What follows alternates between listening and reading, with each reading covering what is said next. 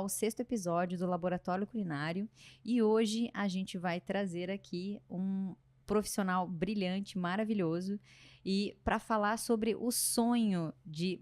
Eu vou falar várias mulheres, porque as mulheres são a maioria na realização desse sonho do que os homens.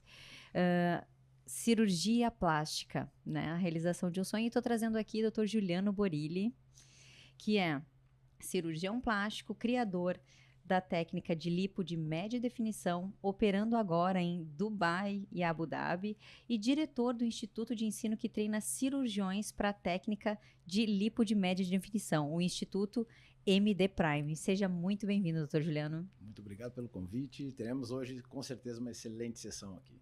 Vamos saber tudo sobre a cirurgia plástica, quais são as técnicas, as tendências e as novidades que vêm por aí. Rodrigo Granzotti, biólogo, nutricionista, passarinhólogo, cuidador de dietas de passarinho. Agora a gente vai cuidar das dietas das mulheres aí no pós-operatório, né? E coordenador de cursos de pós-graduação, palestrante. E junto aqui comigo na mesa, Rochelle Galo, minha colega, à frente da Ars Curandi Farmácia de Manipulação. Então, sejam todos muito bem-vindos. Obrigada. Que equipe, né? Nossa, é um prazer estar com essa equipe forte aqui, de peso. Né? É verdade. Bom, doutor Juliano, eu vou começar aí com algumas perguntas, mas antes queria passar alguns dados, né? Os números da cirurgia plástica no Brasil. E em 2019, o Brasil foi o país que mais realizou cirurgias plásticas no mundo. No dado mais recente de 2020, caiu para a 2ª posição, perdendo apenas para os Estados Unidos, que realizaram mais de 1.485.000 procedimentos cirúrgicos. E um dado bastante relevante, presente na pesquisa de Sociedade Internacional de Cirurgia Plástica, o Brasil está em primeiro lugar na classificação mundial de cirurgias realizadas no rosto, né? Então, são dados bem interessantes e eu costumo dizer que a cirurgia plástica é um sonho, né? E a gente sonha que essa cirurgia plástica vai mudar coisas que a gente não gosta no nosso corpo, enfim, que a gente quer melhorar. Mas o mais importante que a gente tem, que eu digo e me incluo aqui, né, é que a cirurgia plástica não vai te emagrecer. A cirurgia plástica vai definir aquilo que já está trabalhado, que você já tem no seu corpo. Seja muito bem-vindo. E quero primeiro que te apresente, que diga de onde veio, como vai. Então, é um prazer estar aqui com vocês. Grande time de peso, mais peso do lado de cada mesa do que de lá. A gente vai falar sobre isso também. Certamente. Então, eu sou cirurgião plástico, eu fiz toda a minha formação aqui em Porto Alegre, na Santa Casa, na Faculdade Federal de Ciências Médicas de Porto Alegre. Fiz cirurgia geral primeiro, durante 2 anos, e depois a gente fez o treinamento de cirurgia plástica. Lá no início da minha caminhada, eu, na verdade, fui para o lado das cirurgias de face, e durante quase 6 anos trabalhei exatamente com uma técnica específica que utilizava a videocirurgia, microcâmeras, cirurgias com mínimas incisões. Criei uma técnica específica nesse tipo de cirurgia. E o interessante é que fiquei conhecido por isso. E esse eu pensei e acreditava que era a minha caminhada de longa duração. Para cirurgias de face. Na minha carreira. E incrível como a vida, né, guarda algumas surpresas para a gente. Eu estava em Las Vegas apresentando um trabalho sobre essa técnica, numa sessão super concorrida, enfim, com outros cirurgiões plásticos que também eram referência no mundo em cirurgias de rosto. E quando eu acabei a sessão, passei pela frente de uma porta especificamente num auditório, e estava lá escrito Abdominal Etching Henry Mendes. Abdominal Etching seria escultura abdominal, coisa do tipo. E aquilo chamou minha atenção, sempre fui, né, como a gente vai falar aqui, sempre gostei. Comecei a treinar com 12 anos. Então, assim, na minha família, meu pai sempre estimulou isso, sempre foi um atleta também. Então, aquilo me puxou para dentro da sala, me inscrevi no curso, fiz aquela tarde inteira e saí de lá e disse assim, agora eu tenho um problema. Agora, eu não quero mais. Não quero mais fácil, eu quero isso. Eu quero fazer isso. Mas ainda dentro daquilo e todo o background de atleta, posso dizer assim, eu disse, a técnica é boa, mas está errada em alguns elementos, né? Porque se baseava basicamente em esculpir a gordura subcutânea e criar alguns desenhos. Não era suficiente para aquilo que tu esperava. Aquilo não era a definição real. A gente sabia que o músculo não é gordura e aquilo criou... Para quem treina, a gente sabe muito bem. Exato. Porque vai criar o fordo. né? Não queremos ser forte. E a pele não vai ficar sempre na mesma posição, e a gordura não vai se comportar sempre da mesma maneira. Então, aquilo ali, a médio prazo, ia se comportar de uma maneira inadequada. Eu saí de lá, então, com uma missão. Eu disse, eu quero fazer isso, mas eu quero estabelecer novos parâmetros para que eu possa criar o que a gente precisa de uma definição de verdade, ou um melhor contorno corporal, que é a hipertrofia, que a gente vai lá na academia, todos nós aqui vamos lá conseguir. Todos nós. A pouca quantidade de gordura, que está relacionada à atividade física, principalmente à dieta, e a gente sabe que é a grande responsável por isso, e a tensão adequada na pele. Esses 3 elementos são necessários para que eu tenha uma definição do meu relevo, do meu contorno corporal. Se eu não tiver uma delas, já não vou ter mais definição. Se me faltar hipertrofia, tensão adequada na pele, se tiver um pouquinho mais de gordura, eu perdi a definição. Então, foi aí que a gente começou a trabalhar, buscando essa definição real.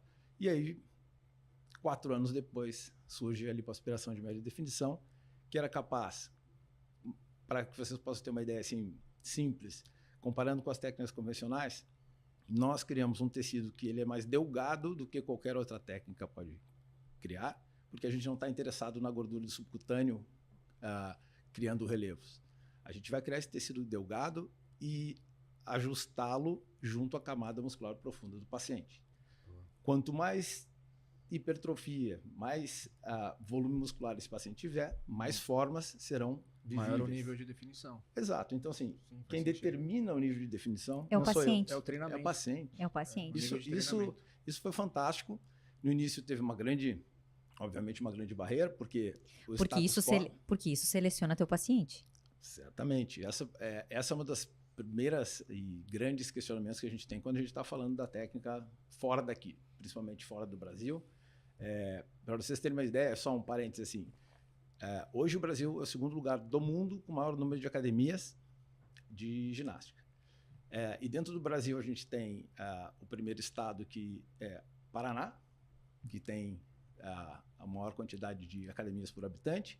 Em segundo lugar está aqui, Rio Grande do Sul. Rio Grande do Sul. Então, a região sul, ela domina no primeiro e segundo lugar quase toda esse pódio aí. Depois vem Distrito Federal, Goiás, enfim. E por incrível que pareça, Rio de Janeiro, que é uma cidade de praia, que tem exposição, não tem esse... Talvez o pessoal vai fazer exercícios ao ar livre. Exato. Então, é um novo público que, de uma maneira muito interessante, não fazia cirurgia plástica, ou por achar que não era para ele a cirurgia plástica. Eu já me cuido, a minha alteração é pequena, então não preciso de cirurgia plástica. Cirurgia plástica é demais para mim, a troca não vai valer a pena. Mas o interessante é que a técnica ela consegue oferecer essas pequenas modificações, intensidades variáveis ou grandes modificações, para que eu possa oferecer a esse paciente que antes não ia para a cirurgia plástica e agora é um novo mercado. É um novo tipo de paciente que a gente recebe. Eu falo, posso falar com propriedade, né? Porque, obviamente, meu médico está aqui, meu cirurgião plástico. E não é que eu não pensasse que eu não precisava de cirurgia plástica. Um pouco era de medo, né? De fazer uma cirurgia. Mas, depois de ver resultados de outras pacientes que treinavam na academia, aquilo foi assim, não, mas para aí, eu posso melhorar muito mais.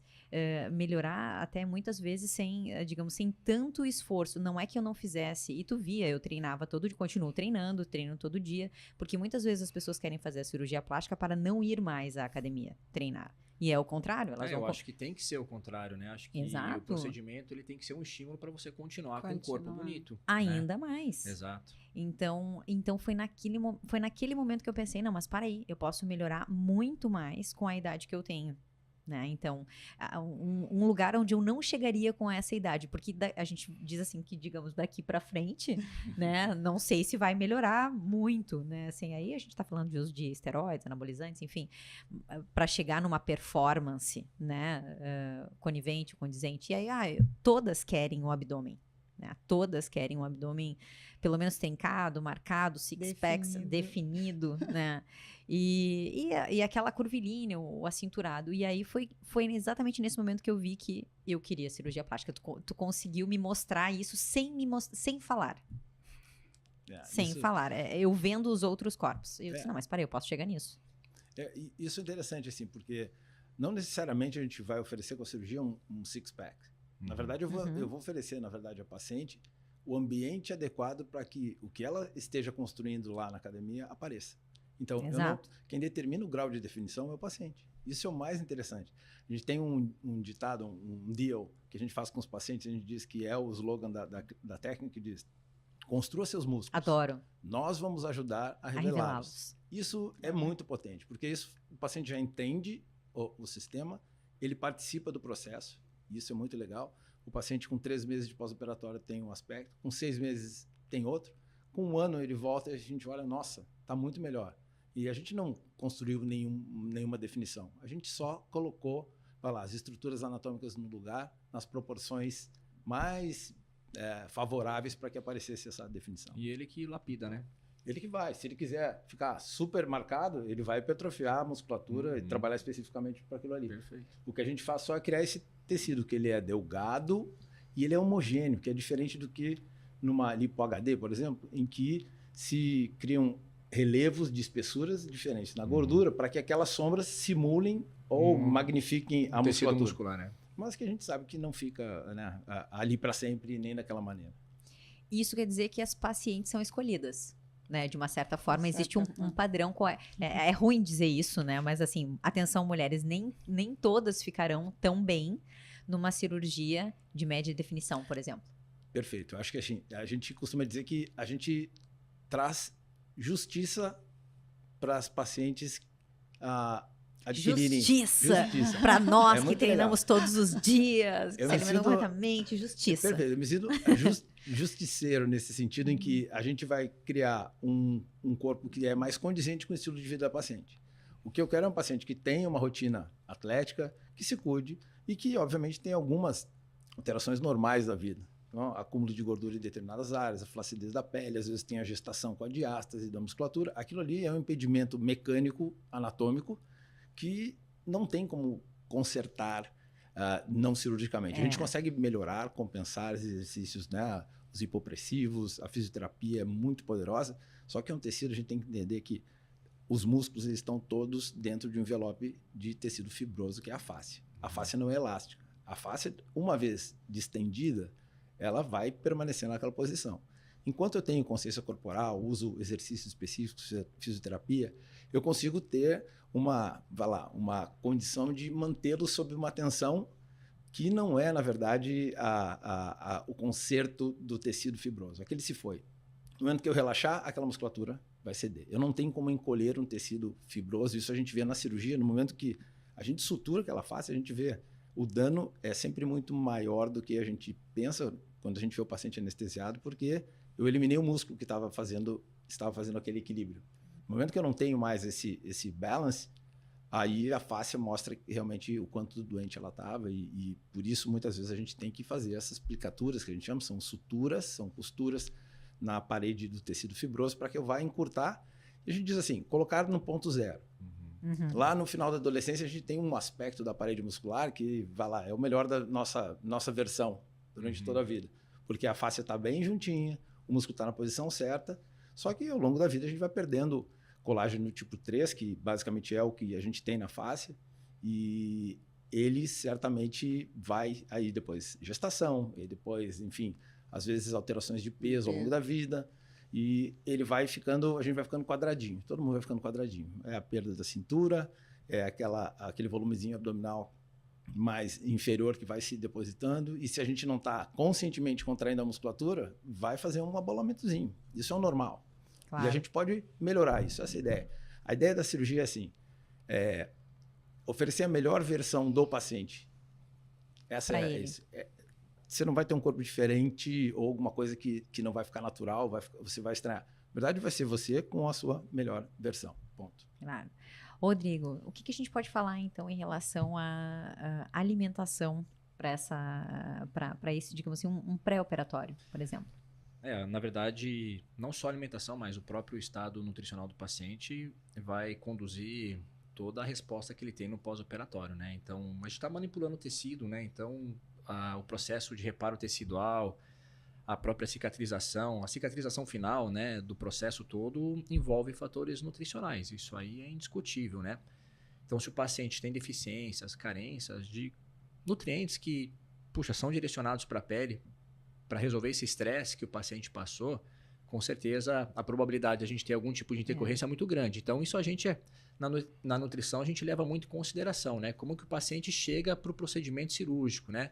Então, a conduta nutricional, a avaliação nutricional que a gente faz é desde fazer uma avaliação de composição corporal, fazer um exame laboratorial, fazer uma boa anamnese, um recordatório alimentar, porque você vai pegando detalhes do estilo alimentar ou dos hábitos alimentares do paciente e se isso não pode trazer uma intercorrência lá na frente. Porque geralmente tem muitas pessoas, né? E aí, claro, não falo de repente dos pacientes da LipoMD, mas na cirurgia plástica as pessoas tentam emagrecer o máximo possível antes da cirurgia, em déficit. E aí podem ficar carentes de alguns nutrientes. Então, a gente tenta antecipar, né? Ou evitar lá na frente qualquer tipo de situação que possa comprometer ali a saúde do paciente no pós-cirúrgico. Então, como eu falei, as avaliações que a gente faz na clínica, né, devem ser prévias antes da cirurgia para deixar ele mais preparado para o procedimento. E a gente vê que quando o paciente ele faz tem dieta low carb, por exemplo, dieta low carb antes eu sempre falo para os meus pré-cirúrgico. pacientes, a dietoterapia pré e pós-procedimento não é uma dieta para você controlar peso corporal, né? Isso ele vai fazer depois que ele tiver alta e já tiver licença, né, do profissional para poder fazer atividade física, ou seja, seguir rotina normalmente. Antes disso, a gente tem que falar para o paciente que o que ele vai comer, o que ele vai suplementar, enfim,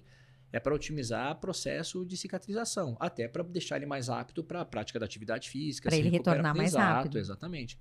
Então, tudo que envolve restrição de caloria, restrição de alguns nutrientes, nesse período não vai fazer sentido algum, porque eu posso, como eu falei, né, comprometer ainda mais o processo de recuperação desse paciente. Então, todo ajuste que a gente faz é deixá-lo mais apto, nutricionalmente falando, para que ele possa ter uma boa recuperação após o procedimento. Eu acho que independente da técnica, né, porque de fato você está manipulando o paciente. Então, isso vai ter que ser, de fato, compensado, né, com uma boa estratégia nutricional. Eu acho que são 2 momentos, né? Tem o momento pré-operatório, que é aí quando o paciente quer ajustar o peso para chegar na cirurgia, e o pré mais próximo, digamos assim, da cirurgia, e é onde entra essa, vamos dizer assim, o aporte nutricional, os peptídeos de colágeno, enfim, a suplementação que vai contribuir no resultado da cirurgia, até na hidratação da pele, o próprio silício dando estrutura. Corte, não sei se o doutor observa na suplementação, assim, quando tem essa suplementação, até o corte é melhor, não? Tudo. Isso é importante dizer que, assim, a gente... foi muito lúcida a tua colocação, assim, as duas, né? Mas especificamente isso, a gente tem, muitas vezes, para realizar uma técnica, independente da LipoMD ou não, no abdominoplastia, se o paciente tem muita gordura abdominal, tem gordura visceral, ele primeiro vai ter que se livrar daquilo. Eu não estou falando do ponto de vista de equilíbrio nutricional, estou falando de sobrar pele e esvaziar a gordura. Então, assim, essa é uma parte mecânica lá. O engenheiro falou. Então, tem que esvaziar o tecido para sobrar tecido, pele subcutâneo, uma espessura específica que eu possa lipoaspirar e tracionar esse tecido. Depois eu tenho que preparar esse paciente para que ele tenha todos os elementos necessários. Independente se for uma cirurgia estética ou não, a gente entra numa síndrome metabólica pós-operatória. O nível de estresse metabólico, ele consome muitas vezes parecido com um paciente grande queimado. Numa lipoaspiração, que não é uma cirurgia de profundidade, mas sim uma cirurgia de superfície, muitas vezes a gente tem 40% da superfície corporal comprometida. Isso, para o metabolismo, é sinal de alerta, é um incêndio. Então, primeiro ele desliga a chave geral, depois ele vai ligando e vai consumindo. E aí você sabe melhor que eu, tem muitos hormônios que vão subir, outros vão descer. E é nessa hora que a gente tem que ofertar, né, já com esse paciente preparado, os nutrientes necessários. Eu me lembro que na minha cirurgia eu me preparei muito, né? Tu sabe disso, estava lá ali todo dia comigo, eu treinando muito. E eu adorava quando tu dizia assim, deixa alguma coisa pra eu tirar. Eu acompanhei isso. Assim, deixa alguma coisa pra eu tirar. Eu disse, não, eu vou tirar tudo e tu só vai usar aqui a cereja, só vai tirar isso aqui. E mesmo assim, aquela gordura, né, persistente, a gente costuma dizer aqui do dorso, do flanco. Do flanco aqui, era algo que não saía e tu me disse, foi categórico, isso aqui nunca vai sair se você não fizer uma lipo aqui, isso aqui vai continuar contigo. E realmente, aquilo não saía de forma alguma. E eu me lembro que eu preparei muito a alimentação, estudei muito, falei com o Rodrigo, falei com a Luísa, e o que eu posso fazer, e a alimentação nesse período, tanto hiperproteica, mas com o carboidrato correto, tirando o açúcar refinado, foi fundamental para que a minha pele fosse realmente numa recuperação mais rápida. E a suplementação de peptídeos de colágeno junto com precursores, né, melhorou muito isso, a questão da minha pele. E aí eu te faço uma pergunta, a idade influencia das mulheres? Assim, eu te diria que o estado metabólico é mais importante do que a idade. Eu tenho pacientes que têm mais idade, mas estão equilibrados do ponto de vista de metabolismo e vão ter uma resposta muito melhor do que um paciente mais jovem, desregrado, que tem diversas falhas, desde a parte nutricional, da parte de comportamento, enfim. Eu acho que a gente pode sempre otimizar dentro do universo de cada paciente, independente da idade. Não existe assim um limite de idade. Eu acho que a gente tem que, obviamente, tem a parte dos exames estarem todos ok, claro, de ser um paciente saudável, não ter uma doença crônica descontrolada ou mal acompanhada. Eu acho que mais importante que a idade. Não tem idade. Claro. Então, porque eu digo assim, como eu me preparei muito, então na minha preparação, por exemplo, eu utilizei peptídeos de colágeno 60 dias antes para preparar a pele para receber essa cirurgia plástica. Parei com 15 dias, né? Para ficar sem nada. E depois eu utilizei, após 25 dias, eu voltei a utilizar peptídeos de colágeno em altas dosagens para a gente cicatrizar mais rápido, junto com o precursor, junto com o Biovabio, né? Membrana da casca do ovo. Perfeito. Proteína, para que isso cicatrizasse mais rápido. Para mim, foi impressionante. Tanto que a gente voltou 45 dias depois para a academia, eu estava lá treinando. Não tem. Acho que quando a gente pensa o impacto que o nutriente traz na pele, é inevitável não pensar que nutracêuticos, algum suplemento específico vai te trazer uma boa resposta, né? Então, acho que fica evidente na nossa própria prática clínica o quanto, né, o efeito da boa alimentação, da suplementação vai sim vai trazer uma boa resposta para o paciente, né? Então, a gente tem algumas substâncias, alguns compostos bioativos que são mais específicos e a gente consegue direcionar para esse procedimento, né? Você falou dos peptídeos de colágeno, então a gente sabe hoje, sim, e a maior parte dos estudos já vem evidenciando a importância da suplementação do colágeno hidrolisado, justamente para otimizar processo de reparo, aumento de síntese de matriz. O próprio Biova, né, que tem ali as glicosaminoglicanas, que acabam estimulando também a função de células da pele. Então, assim, a gente consegue hoje, com as tecnologias e com os diferentes nutracêuticos, direcionar para esses procedimentos específicos. Então, acho que a nutrição ela vem se encaixando bem na cirurgia plástica e até mesmo outros procedimentos estéticos, porque, de fato, a gente consegue otimizar a resposta, né? Então, você acaba induzindo, né, uma maior atividade de estruturas de pele, principalmente quando a gente tem um tecido que foi ali agredido, lesionado, está sob estresse, como você falou, né? E aí você tem uma boa recuperação do paciente. Borilli, quando é que as pacientes de uma lipo de média definição, isso é importante falar, voltam para a academia para treinar? Então, depende muito se a gente tem uma abdominoplastia associada, se eu tenho... O que eu tenho associado? A lipoaspiração pura, em que eu não tenho um corte especificamente, eu tenho apenas os orifícios de onde a gente insere as cânulas para fazer a remoção da gordura. Como esse não tem um estresse mecânico na cicatriz, são pequenos orifícios, o paciente, depois que tirou os pontos, ele pode voltar a treinar. Em 7 a 10 dias, ele voltou à academia com restrições, claro, obviamente. Quando eu tenho uma sutura na fáscia muscular, quando eu tenho descolamento de tecido com a remoção de pele, eu tenho tração nesse tecido, eu tenho uma grande cicatriz. Eu tenho, então, uma área de estresse muito maior, uma área crítica muito maior. E eu tenho essa área toda descolada, essa área vai produzir líquido, né? Então, a gente tem toda a rede linfática que fica exposta. No momento que eu descolei o tecido para tracioná-lo, eu deixei uma grande área de exposição que está produzindo líquido. Faz um seromazinho ali, né? E é o seroma, exatamente. Então, a gente tem lá as manobras para tentar evitar o seroma, que é utilizar o dreno eventualmente. O triglicerídeo de cadeia média, que ele combinado com o dreno, ele deixa a linfa mais espessa e diminui a nossa ocorrência de seroma. Tudo isso são ferramentas que a gente usa.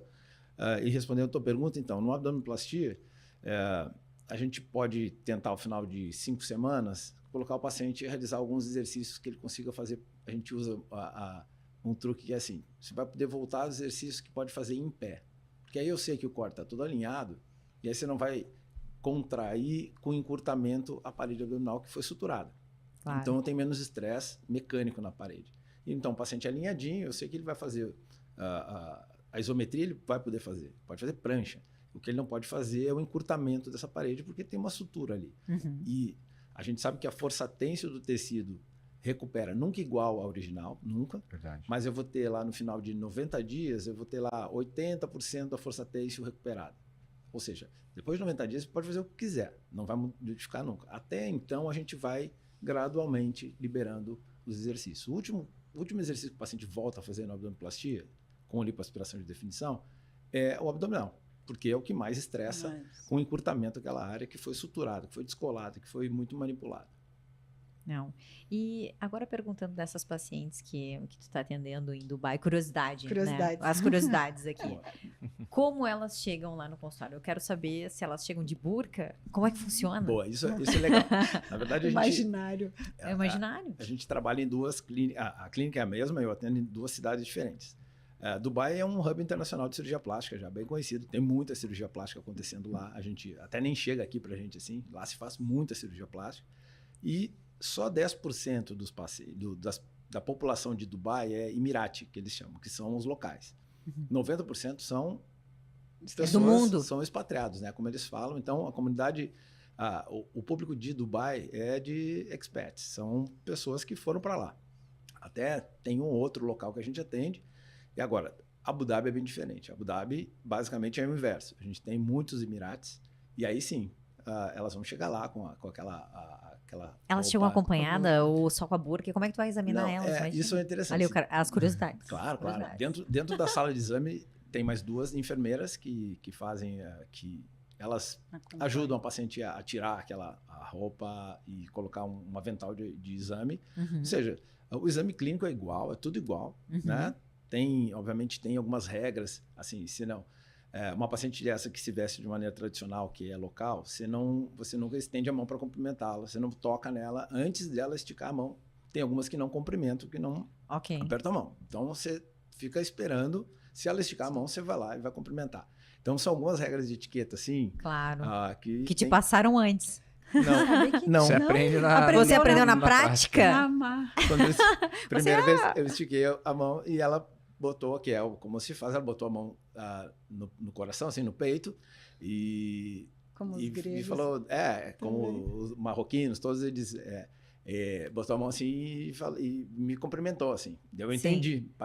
Para nós parece uma coisa estranha, tipo, puxa, ela puxou a mão, não entendeu, mas é assim. Claro. Não foi mal educada. Eu assisti um programa falando sobre Dubai, muito interessante. E aí tem brasileiras lá, por exemplo, brasileiro que vai morar em Dubai, ele faz um curso, assim, de boas maneiras. Boas maneiras de comunidade. Aí a filha a amiga da minha filha morou lá 10 anos. Uhum. Então, ela disse que é muito legal, assim, só que são coisas bem, por exemplo, o cafezinho que vai tomar quando balança, assim, é porque não quer mais, não precisa dizer não, obrigado, né? Cultura, né? É a cultura. Aprendi alguns truques. Por exemplo, assim, se alguém chegar, você nunca oferece um café na chegada. Café você oferece para quando é a hora de ir embora. Quer um café? Vai tomar um café e vai embora. Então, assim, chegou, que nem hoje, cheguei aqui, a primeira coisa que eu fiz foi te dar um café. Dar um café, já ia embora, assim. Então, são coisas assim, você senta, cruza a perna, nunca mostra a sola do sapato, isso é muito ofensivo. Então, tem coisas assim, muito... peculiares. Tem que ter um treino, né? Isso aí. Não, peculiares. Mas e o que elas buscam? Então, como aqui, eu, como fui chamado como referência em cirurgia de contorno corporal, ou seja, abdominoplastia, lipoaspiração, cirurgia de mamas, eu só opero isso. Então, elas já chegam lá muito direcionadas. E os pacientes, mesmo lá, eles acompanham a rede social, eles já sabem tudo, eles conhecem a técnica lá, eles chegam surpreendentemente, eles têm um nível de paciente muito parecido com os daqui. Elas treinam? Elas fazem academia? Como que elas se... Assim, treinam. A maioria que eu atendi treina, mas não é a cultura como aqui, né? Certamente eles não têm, claro. Né? A exposição do corpo nosso aqui nos impulsiona, né? Não, e sem falar, aquela questão, eles têm personal, não têm? Devem treinar sozinhos? Isso sinceramente não sei, Ainda mas assim, não. eles treinam, tipo, homens, isso é interessante, na academia homem não pode usar a bermuda, né? Você tem Treino que ir de calça de calça abrigo. de abrigo. Calça de abrigo, né? Não dá pra...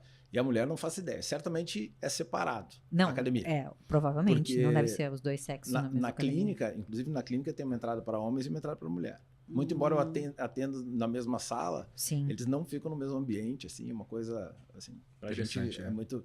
E quando chega alguém da família real, assim, que eu atendi alguns sheiks e sheikas, aí é outra coisa que nos deixa impressionado, que a gente está acostumado a tratar todos os pacientes, independente do background deles, Igual. Chega eles, eu não atendo na minha sala, eu tenho que ir numa sala especial, com sofás e coisas assim, e aí você senta como se fosse uma sala de visita, numa conversa assim, é muito louco. Isso quer dizer que ele está recebendo em pepitas de ouro ou barril de petróleo. Eu tenho certeza que, né, um desses dois ele está recebendo. Nesse momento, pepitas de ouro. O cara vem com a mala, abre ali tantas pepitas. Pode pegar, eu gostei das pepitas. Então, assim, e você fica assim, nossa, mas como é que eu vou atender diferente ele, né? Mas é assim, aí na hora de examinar também, porque essa sala não tem lugar de exame. Aí, sim, porque é um... Aí trazem um biombo, assim, vem um pessoal da clínica e da traz. clínica, Adapta. bota um biombo, se troca.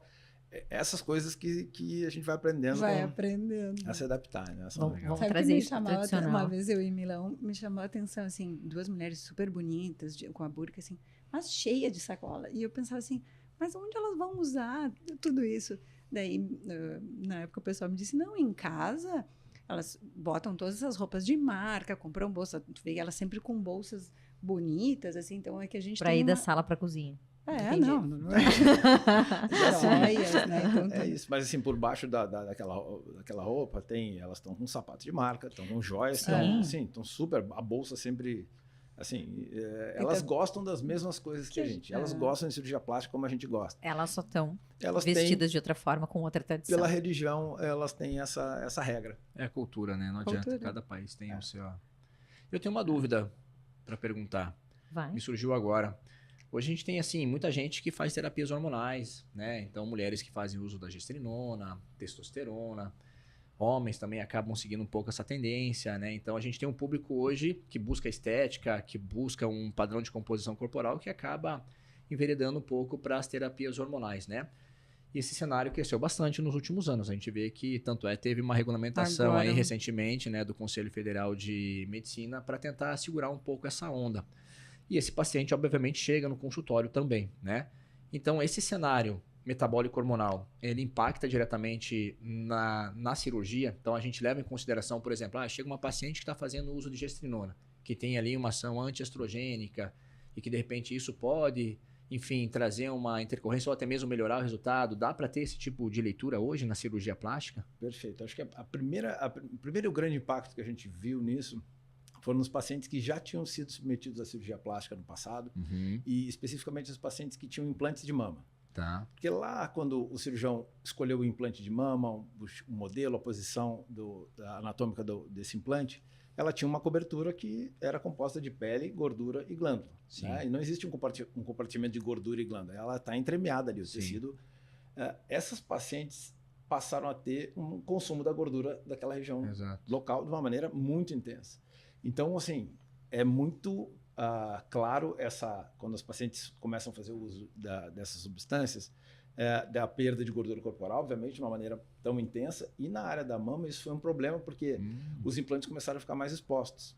E aí surgem os ripplings, que a gente chama, que são as dobrinhas normais que o implante de mama tem. Eu vou ter que fazer um parênteses aí, porque, claro, eu competi, né, como atleta de fisiculturismo, e eu fiz o meu ciclo hormonal justamente para competir, né, e isso aconteceu.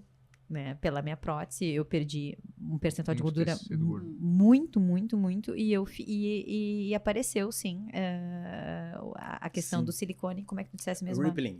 Rippling são as ondulações. Apareceu essas ondulações justamente porque eu tinha perdido tecido gorduroso em excesso. É verdade. Isso é bem comum. É muito comum. E aí o paciente fica preocupado, porque ele não tinha aquela característica ali. Claro. Porque o implante lá dentro, ele sempre esteve assim. Ele não é totalmente cheio. Ele tem as dobrinhas exatamente para ele ter uma mobilidade, ter uma distensão. E aí, no momento que aquilo fica exposto, o paciente diz, não, meu implante está rompido. Uhum. Até porque se fosse fixo, ficaria preso e não conseguiria ter mobilidade. Se ia Qualquer. deitar de bruços, ia ter que ter no seu colchão 2 buraquinhos. É mais ou menos isso. E agora, digamos, e a parte, e o bright side é que as pacientes que realizam uma cirurgia de lipoaspiração, que estão treinando e que começam a utilizar um recurso ergogênico desse, elas vão ficar com resultado muito potencializado. Porque Um resultado estético melhor. Porque ele vai ter mais músculo, Sim. vai ter menos gordura e isso, para a cirurgia de contorno corporal, é muito bom. Tá. Para a mama, nem tanto. Mas em termos de intercorrência, você não consegue perceber assim se usuário de esteroide ou Uso ou não ajudaria vai- ou atrapalharia isso, Rodrigo? Não, Exato, assim, até porque assim, lá, se a gente for voltar na história lá, o esteroide anabolizante foi utilizado lá no pós-guerra, nos a pacientes recuperação, em recuperação. Então, ele acaba sendo ele é um facilitador muitas vezes. Sem dúvida, não tem. O que a gente nota no paciente atleta ou que tem uma rotina atlética mais regular é que todos, utilizando não ergogênicos, eles têm uma vascularização mais abundante, com vasos mais espessos, né, com volume mais espesso. Também. Eles sangram mais, eles têm Interessante. toda essa rede, obviamente induzida pelo exercício, enfim, a musculatura mais hipertrofiada traz isso junto. Então é um tipo de paciente que sangra mais que o paciente que Até não faz porque a exercício. gente vê, né, na literatura médica, o uso, né, por exemplo, você vai ver o uso de oxandrolona, de stanozolol para pacientes queimados, justamente Sim. para aumentar sim. essa ressíntese, né, de tecido que se perdeu por conta de uma lesão. Então, talvez seja ali até um facilitador em algumas situações. Atenção, gente, é isso. Os hormônios, os esteroides não são somente, né, para o aumento de massa e também para essa parte de Exato. cicatrização e melhora de condicionamento. Mas também a gente não Sim, pode super. estimular para tal fim, né? Então Exato, a gente tem que entender o contexto. exato. Aí vem uma pergunta. Não, acho que é importante, assim, porque normalmente as pessoas perguntam, né, se a suplementação por exemplo, o whey, creatina, os peptídeos Os próprios hormônios, os né? próprios Os hormônios. pacientes perguntam. Que, assim, algumas coisas são importantes na semana, parar um pouquinho antes, por exemplo, ômega, vitamina C, aí os próprios pré-treinos que às vezes o pessoal usa, que aumenta a vasodilatação. Então é importante também Perfeito. salientar. A vasodilatação, sabe, essa é uma boa discussão, assim. A vasodilatação, ela não é ruim para a cirurgia. O que eu não posso ter é uma alteração da agregação plaquetária e da coagulação. Sim, da São coagulação. coisas diferentes. Eu ter vasos funcionantes e bem calibrosos e levar sangue até o final da onde eu preciso é muito bom, porque eu tenho mais oxigênio lá e eu tenho a ressíntese do Sim. tecido. Então, assim, tanto é que a gente usa protocolos, hoje em dia, vasodilatadores bem específicos, tanto tópicos, transdérmicos e até biorais, para que eu garanta a entrega de sangue lá na ponta do meu tecido. Porque é fisiológico a vasoconstrição depois do corte. Logo o final da cirurgia é um estado de vasoconstrição. Tem o frio da sala cirúrgica, a hipotermia, tem a tração do tecido, né? Se imaginar assim, o tecido que vai ser tracionado lá numa abdominoplastia. Ele é uma estrutura elástica. Lá da física, quando a gente aplica uma força numa estrutura elástica, a parte que mais se deforma é a parte mais próxima do ponto de tração. Lá em cima, mais longe do meu ponto de tração, deforma menos, depois intermediário e aqui mais, que é o final do tecido que eu estou puxando. Aqui eu tenho vasos, que tem músculos no seu lumen. Então você pensa que o vasinho vai esticar e vai diminuir. Então eu tenho uma sequência fisiológica da vasoconstrição, o frio do paciente, muitas vezes desidratação. Muito frio. Atração. Tudo isso faz com que os vasos fiquem um lumen menor, a estase e microêmbolos começam a se empilhar ali, fazendo com que o sangue chegue de uma maneira pior e podendo ter alterações vasculares na região final do retalho. Então, em tese, tem ali um contrarrelógio te falando, ó, vamos terminar, vamos finalizar, porque isso pode... Tempo de cirurgia, é verdade. Será que dá para pensar assim? Eu te diria que o tempo não é o critério, assim, até porque quando a gente faz cirurgias reconstrutoras, né? Quando a gente faz microcirurgia, que foi lá da minha formação inicial, que a gente vai transferir um tecido baseado em um pedículo arterial venoso, a gente faz uma microcirurgia para costurar aquele pequeno vaso numa área receptora. Essas cirurgias às vezes duram 12, 18 horas. E é uma cirurgia super delicada que conta exatamente com vasodilatação e tudo mais. Eu diria que muito mais que o tempo é a agressão que a cirurgia vai gerar. Então, assim, uma lipoaspiração que você vai tirar 8 litros de gordura do paciente, isso é um problema. Você vai remover muito tecido, a gordura não está solta lá, né? A gordura Sim. está Tá entremeada em fibras, tecido fibra, fibroso. vascularização. Então, sai sangue junto, sai líquido, sai diversos nutrientes vão embora junto. Exato. E você tem, então, quanto mais volume, isso sim, quanto mais volume gorduroso a gente remove, mais tecido eu removi, mais lesão eu causei, independente da superfície, né, da área. Então, mais do que o tempo cirúrgico, acho que a agressão que a gente gera com a cirurgia, essa sim, deve ser controlada. Existem alguns critérios, né? Tem uma escala de Caprini lá que ele estabelece. O tempo cirúrgico é um dos elementos, mas aí doenças relacionadas, o tipo de anestesia, idade do paciente, fumar ou não fumar. Então, a anestesia por si só já altera a função do vaso, né? Em algumas situações, né? Então, tanto é que a gente tem que usar... Existem medicações que ajudam a vasodilatação, outras a gente tem que administrar esses vasodilatadores. Legal. Então, porque, assim, por exemplo, o anestésico tópico, né? Que a gente conhece todo mundo, a xilocaína, né? Todo mundo conhece a xilocaína. Xilocaína é um vasodilatador. Exato. Então, assim... Só que o que a gente usa? Quando a gente está fazendo uma aplicação dela, a gente quer que não sangre ali. Então, a gente faz a xilocaína com vasoconstritor. Aí é um paradoxo, assim, estou usando adrenalina com xilocaína para eu conseguir anestesia sem sangrar. Mas, por si só, ela é um vasodilatador. Interessante. Eu ia fazer a pergunta que a gente estava ali falando em hormônios anabolizantes. Muitos utilizam os hormônios justamente para perder uma gordura. Depois que param de utilizar, essa gordura volta, porque não é... é outra fisiologia, né? Exatamente. E aí voltam. Então, isso... Aparece esse paciente que, olha, eu ciclava, mas eu nunca consegui perder isso. Quero perder isso agora. Isso é um paciente que vem? Acho que assim, na verdade a gente tem 2 picos de hiperplasia de adipócitos, né? De novas células de gordura, que é na infância e na adolescência. Essa é a fisiologia. Depois disso, a gente não replica mais células de gordura. A não ser nos superobesos, aqueles que eles têm uma alteração, vai lá, que é muito específica, eles vão fazer novas células de gordura pelo autoestímulo. Mas normalmente o adulto não faz novas células. O número de células que a gente tem é o mesmo que eu tinha na adolescência. O que acontece é que o adipócito pode aumentar até 50 vezes o volume dele. E ele vai ocupar um espaço enorme.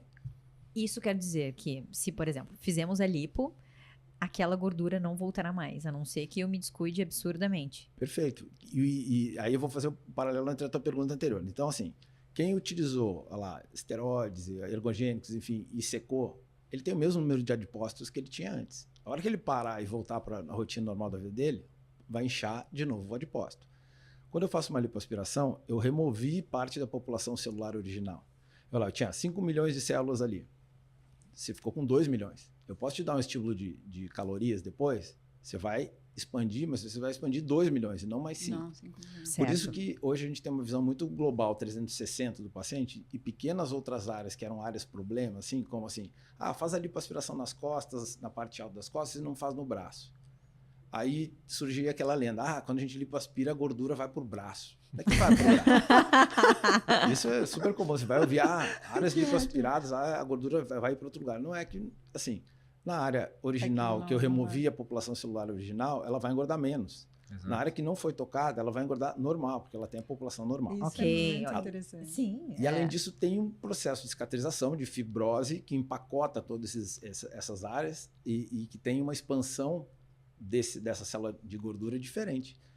Por mais que você tente engordar, né? Você vai engordar diferente. A gente pega pacientes assim, de lipoaspirações lá de 20 anos, enfim, que chegam lá, engordaram, tiveram todo, enfim, não se cuidaram mais, mas você olha, o desenho geral ainda está o mesmo. Porque, certo. E aí a gente vê bem as áreas que não foram lipoaspiradas, que aquelas áreas elas ficam super cheias. Né? Então, é por isso que hoje a gente vai em múltiplas áreas, mesmo com lipoaspirações menores, porque mesmo que venha um estímulo depois, o paciente não vai aparentar que depositou em áreas específicas assim. Muito interessante. Quesitos em relação a açúcar na alimentação, o que pode causar, o que a gente pode falar em pré e pós-operatório, porque muitas vezes eu sei que eu não tive esse desejo, mas eu já vi mulheres que têm, depois da cirurgia, tem um desejo absurdo por açúcar. Você está criando um cenário metabólico ali... Querendo energia rápida. Exato. Então, o paciente sai da cirurgia totalmente, metabolicamente falando, né? Com profundas alterações. Então...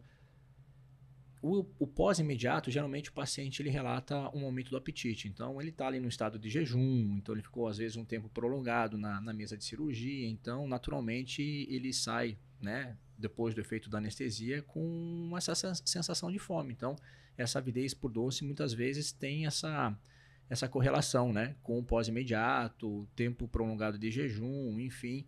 Tanto é que a gente tem aí algumas literaturas, não sei se o Juliano pratica isso, mas, por exemplo, o uso de maltodextrina antes do procedimento cirúrgico para evitar esse tipo de desconforto no paciente, essa sensação de fome, de vazio gástrico, enfim, para deixar ele mais confortável no pós-cirúrgico, né? Então, tem alguns protocolos que a gente vê que utiliza essa técnica nutricional. Não sei se... Muito boa. A solução de maltodextrina, né? Muito bem lembrado. Assim, né? Hoje, o preparo do jejum pré-operatório modificou, né? Uma vez a gente deixava o paciente 12 horas em jejum. Depois 8 horas. Hoje, com 6 horas, ele pode... Líquidos claros, né? Que a água, a maltodextrina pode estar nesse intervalo, porque ela não deixa traço nenhum. Isso. Porque o grande problema é o estimular qualquer outro alimento, mesmo um chiclete que eu esteja comendo, uma bala, ele pode estimular a salivação, a parte de acidez gástrica, e pode haver algum tipo de refluxo que vai atrapalhar a nossa cirurgia. Então, principalmente a anestesia.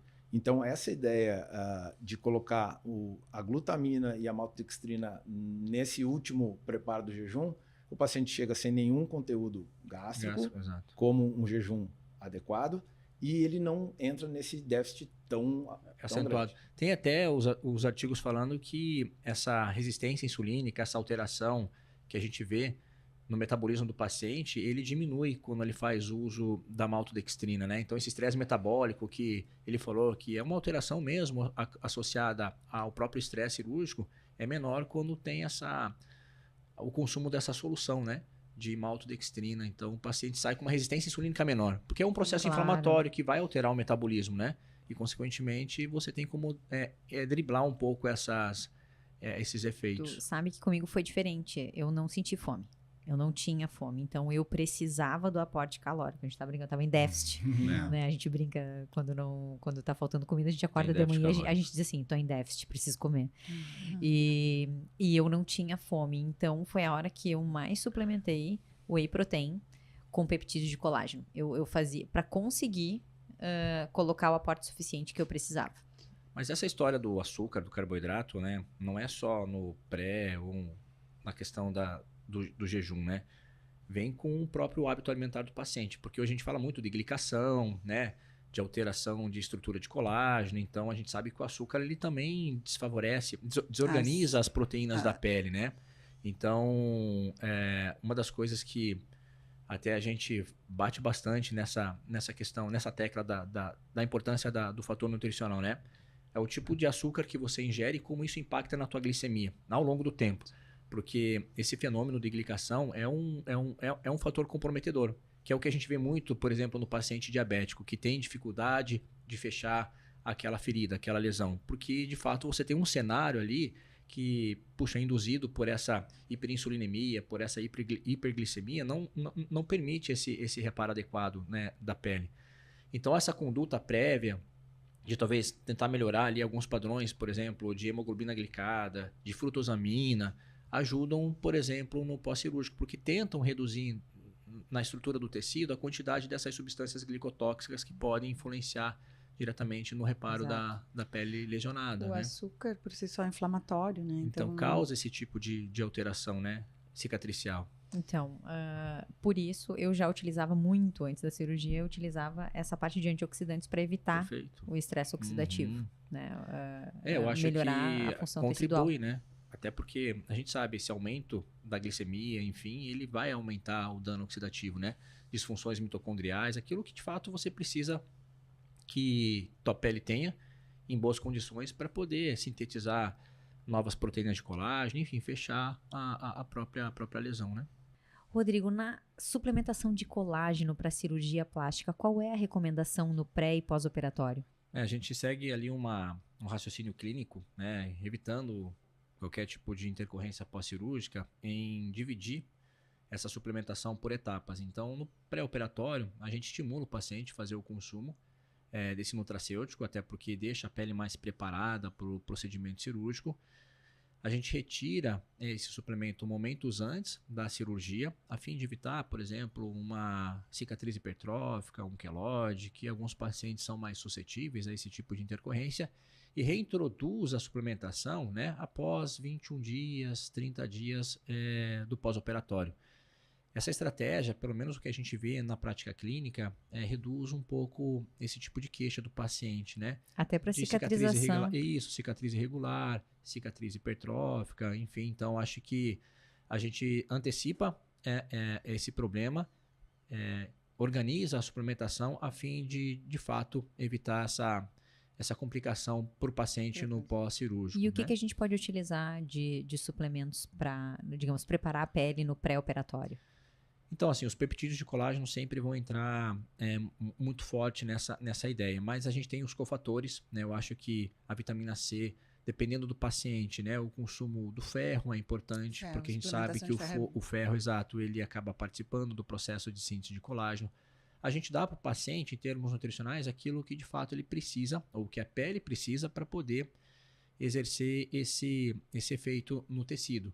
Uma coisa interessante que funciona muito bem no pré-operatório e no pós também é o biova, né? O biova tem ali as suas glicanas, sobretudo uma, exato, que age muito sobre a pele, que é a queratansulfato, e ela acaba estimulando o fibroblasto a produzir colágeno, aumentar a produção de ácido hialurônico, organiza as estruturas da pele. Então, acho que o biova, como uma estratégia nutricional, ele entra muito bem no pré e no pós. O Biova Bio, membrana da casca do ovo. Porque ele vai, de fato, ali reparar, vai manter a estrutura, né, naquele tecido pré-operatório, e, de fato, no pós, ele vai participar da construção, da ressíntese daquele tecido. Então, nesse sentido, trabalhar com o Biova Bio, a gente percebe que há uma resposta no pós-procedimento muito diferente. Tu sabe que na minha cirurgia plástica, eu utilizei 60 dias antes peptídeos de colágeno peptan para preparar a pele, junto com os cofatores. Então, utilizei Biova Bio, utilizei silício, coenzima Q10, ácido alfa-lipoico disso.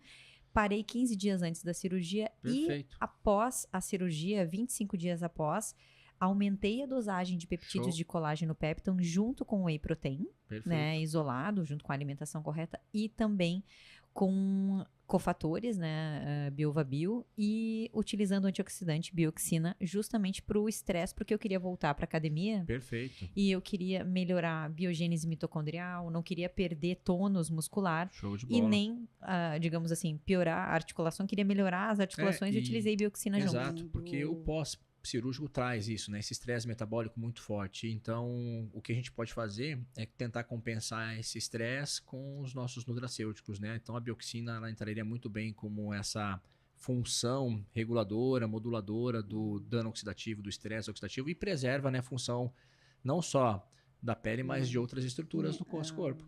Nessa questão do mitocondrial, né, da biogênese mitocondrial, na diminuição de processo inflamatório. Exato. A gente pode estar utilizando bioxina junto com colágeno tipo 2. Show. Eu não usava colágeno tipo 2, mas eu, depois da cirurgia, para voltar para a academia, eu realmente sofri um pouco mais. E nesse sofrimento eu associei bioxina, colágeno tipo 2, vitamina C, peptídeos de colágeno, e eu fazia aí meu shake matinal para tanto voltar para a academia e não perder colágeno, continuar com o tônus mesmo após a cirurgia plástica.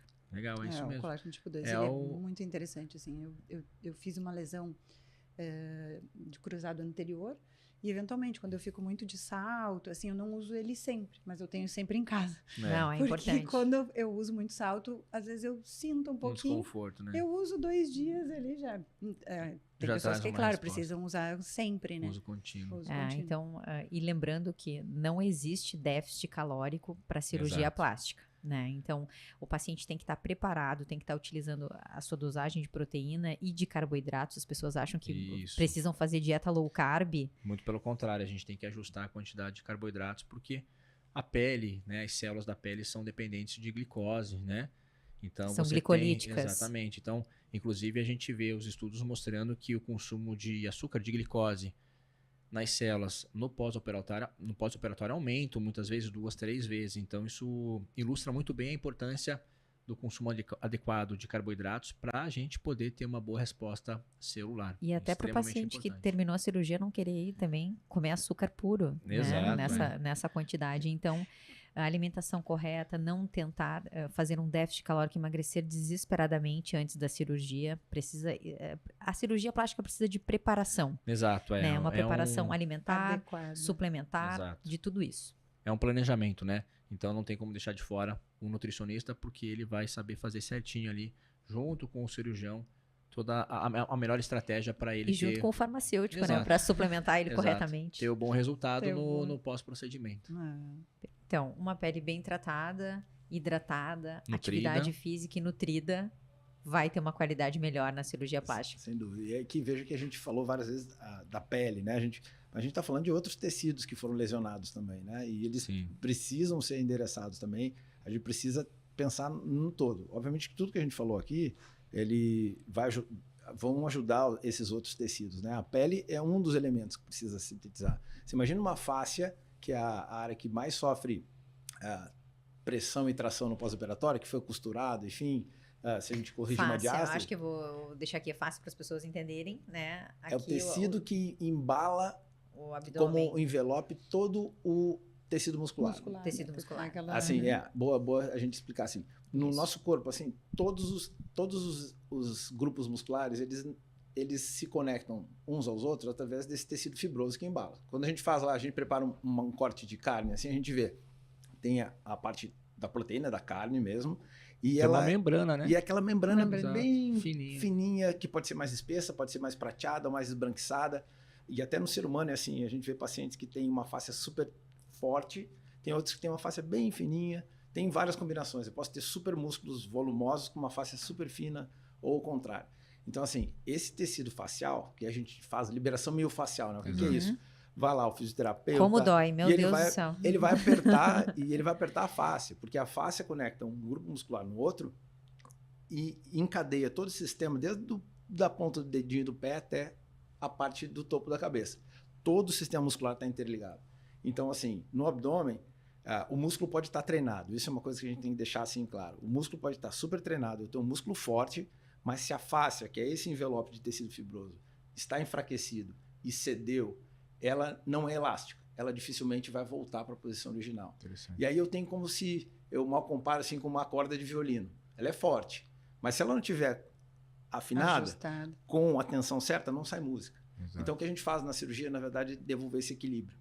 Então, o músculo está forte do paciente. Muitas vezes a gente tem fotos de transoperatórios de cirurgia, você vê o músculo volumoso, super frouxo, porque ele está afastado da posição original. Então, essa perda desse pré-tensionamento, ele perde performance para conseguir fazer o movimento, ele perde poder de contenção das vísceras para dentro do abdômen, que é aquele abdômen que faz aquela projeçãozinha assim, que pode ser em graus variados.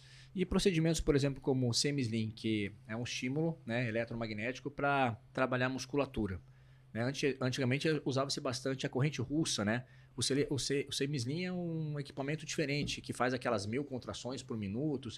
Você acha que vale a pena nesse tipo de, por exemplo, recuperação muscular pós-cirurgia? Eu acho que, assim, no Porque momento o pessoal vê fazendo, a gente vê fazendo bastante nas clínicas aí, né? eu acho que como recuperação, como reabilitação, ele é excelente. Legal. O que a gente não pode confundir, às vezes, é que todos os estímulos, seja eletromagnético, seja elétrico, seja de radiofrequência, ele não vai conseguir gerar uma hipertrofia que a gente consiga ter volume suficiente para esteticamente não é o mesmo estímulo mecânico induzido pelo exercício. Porque eu preciso do encurtamento da miofibrila em toda a sua extensão. Se eu tiver encurtamento da fibra toda, eu não vou ter esse nível de hipertrofia que a gente está falando do ponto de vista estético, né? Exato. Então, assim, eu acho que é excelente complemento.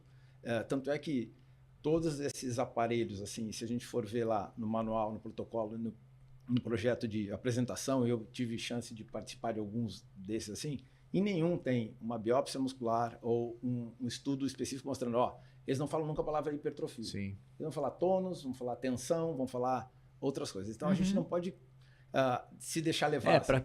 Eu tenho até uma experiência, eu já experimentei essas máquinas. Eu também, Você nunca mas- sente o pump pós-treino, né?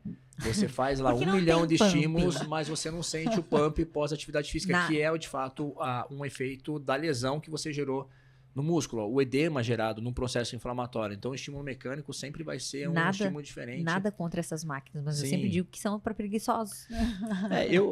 Eu falo que é uma alternativa em algumas Em situações. alguma- Eu acho que, de repente, para uma reabilitação, pode Ok, ser uma ok. forma legal de você, de repente, para um paciente que está voltando para fazer atividade física, dar um estímulo ali para a musculatura, ela pode ser Pode ser interessante. bem-vinda. Mas, assim, nada substitui, lógico, o peso. É que Né? isso aí sim, quando a pessoa faz e diz tá pago, isso, ela pagou mesmo. Exato. Ela pagou para fazer esses choques aí. Boa. É isso. Porque, assim, de repente, como eu falei, né, para uma estratégia de introduzir de novo o paciente à prática da atividade física, pode ser um. Ou complemento de uma atividade física. A acho gente, que é a ótimo. gente nem falou Legal. isso, né, sobre atividade física, porque ficou muito claro aqui que a atividade física para uma cirurgia plástica por exemplo, lipo de média definição, praticamente é um Não, eu pré-requisito. sempre falo, por exemplo. Para mim, pelo menos é. Quando Sem você estimula a musculatura, né, por meio da atividade física, o músculo produz uma infinidade de substâncias, né, miocinas, inclusive hormônios. Tem uma delas, né, que está descrita nos artigos, que é uma interleucina chamada interleucina 15, que quando ela cai na corrente sanguínea e para na pele, ela estimula, por exemplo, os fibroblastos a produzir colágeno. Então, você tem um impacto direto da atividade física na manutenção de estrutura de pele. Então, a gente sempre recomenda dentro da estética, até mesmo na nutrição estética, que o exercício seja feito como uma estratégia complementar. Uhum. Porque ele acaba tendo esse eixo de ligação entre o músculo e o tecido cutâneo. Então, é um fator que vai contribuir para o resultado estético do paciente também, né? Então, o músculo ele tem atividade e influência sobre a atividade metabólica da pele. Tem E o dúvida. paciente tem que ter essa consciência também, né? E além disso, a gente tem algumas septos fibrosos que estão conectando a fáscia, logo Exato. acima do músculo, Com a pele. a derme. É. Então, assim, essa estrutura, se eu tenho um músculo um pouquinho mais hipertrofiado, mais desenvolvido, essa tensão nesse tipo de fibra vai fazer com que a pele fique menos solta. Uhum. Isso não quer dizer que eu vou conseguir retrair a pele, são coisas diferentes, entende? Quando eu estou falando assim em retração da pele, eu estou falando de tração em relação à camada profunda. Porque eu retrair a pele, por exemplo, se eu vou usar uma energia, uma tecnologia de retração de pele, veja que eu não estou removendo pele, nem o seu volume, nem a sua superfície. Eu estou apertando ela contra ela mesma. Ela segue ali. Uhum. Então, isso tem um tempo. Isso tem um tempo de duração. Então, isso é importante a gente diferenciar. E muitas vezes os pacientes assim, não, mas isso aqui eu vou treinar e isso aqui vai firmar essa pele, assim. Dependendo da localização anatômica, isso não existe. Não existe. Quanto mais gordura eu perder, eu vou ter mais pele frouxa. frouxa. Dependendo da posição anatômica, isso não tem. O Principalmente abdômen é clássico, né? o andar superior do abdômen, ele é exato. traiçoeiro. Quanto Traiçoeiro. mais eu perder gordura, mais ele vai ficar molezinho Aham. e vai ficar com É o bico muito mais tristinho. traiçoeiro. É muito Então. traiçoeiro mesmo. Infelizmente, a gente não tem nada ainda no andar superior que não seja cirurgia e que possa redistribuir esse tecido, né? Porque quanto mais gordura sair, sai o recheio, cria esse desequilíbrio e a pele vai cair. Boa. Não, isso é verdade. Gente, pra gente finalizar aqui, Rodrigo, Já. tem mais alguma pergunta? Não, é rápido, né? Quando o assunto Então, é eu bom. até tenho, mas assim, eu acho que dá pra gente fazer depois nos bastidores, né? Se a Não, gente pode tá fazer falando- agora, pode fazer Então, agora, por a gente exemplo, não tem cortes. A gente tá falando dessa flacidez pós-perda de peso, enfim, você falou o abdômen, não tem essa estrutura como a gente vê em outras regiões. Mas aí a gente, por exemplo, tem lá os bioestimuladores, que hoje também tem sido feito bastante, o ultrassom microfocado com HIFU, que também, entre aspas, promete dar essa firmeza para a pele. Você acha que dá para intercalar ou associar com a tua técnica para a gente ter esse melhor resultado estético? Perfeito. Muito, muito bem colocado, assim. Tudo que a gente oferecer para a pele que melhorar essa conexão do tecido, isso fala muito da técnica. A técnica, eu costumo dizer, eu não confio na pele. I don't trust skin. Porque é imprevisível. Como é que eu vou oferecer para um paciente um procedimento? Eu vou fazer só lipoaspiração, eu vou aplicar aqui um tratamento e aí a sua pele vai retrair de 10% a 70%. Aí no pós-operatório, Murilo, olha só, isso aqui está soltinho e tal. Pois é, foi só 15%. Não tem nem como mensurar isso. Entendi. Então, assim, eu acho que a indicação cirúrgica ela é soberana nisso. Se tem indicação de remover pele, tem que remover pele. Todos esses outros elementos vão ajudar um acabamento, né, para que eu tenha uma complementação melhor ainda. Né? Então, a gente usa hoje, inclusive no transoperatório, o bioestimulador, Olha não só. sei se posso falar a marca aqui, enfim, não tem nenhum conflito Não, de interesse. não temos. Como Sculptra ou Radiesse, que são indutores dessa neocolagênese. Já no transoperatório. Então, Que legal. isso é interessante. A gente acabou utilizando a utilização off-label, é importante que se Legal. diga, ele não foi criado para isso, até porque demora 90 dias para a gente produzir um colágeno Exato. por essa indução, precisa de mais de uma aplicação para fazer isso, geralmente são 3 aplicações ao longo de 2 ou 3 meses de diferença.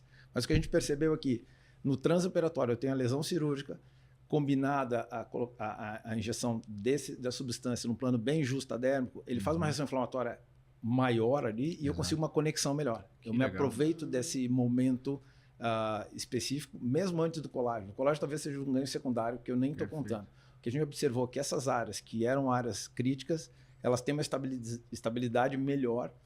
E isso eu estava conversando com uma representante, inclusive, do laboratório lá agora nos Emirados, e ela falou, eu adoro os brasileiros que eles têm essa capacidade de investigar e de fazer. Vocês estão fazendo uma coisa off-label hoje.